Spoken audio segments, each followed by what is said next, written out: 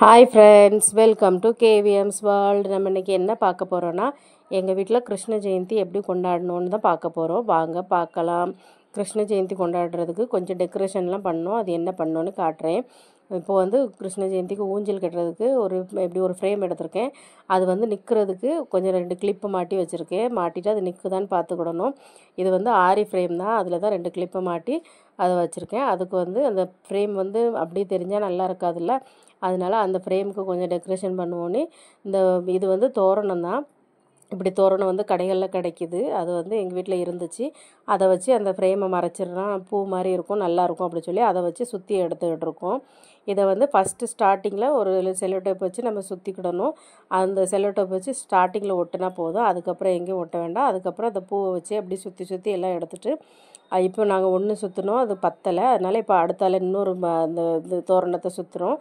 அதையும் அதே மாதிரி ஸ்டார்டிங்கில் செல்லோ டேப் வச்சு ஒட்டிட்டு திரும்ப இந்த ஃப்ரேம் ஃபுல்லாக சுற்றி எடுத்துக்கிட வேண்டியதான். ஃப்ரேம் ஃபுல்லாக சுற்றிட்டோன்னா அழகாக ஆயிரும். அதுக்கப்புறம் இந்த ஃப்ரேமுக்கு வந்து நம்ம ஊஞ்சல் கட்டணும். இது ஒரு சின்ன கூடையில் ஒரு 4 கயிறு கட்டி ஊஞ்சல் பண்ணியிருக்கோம்.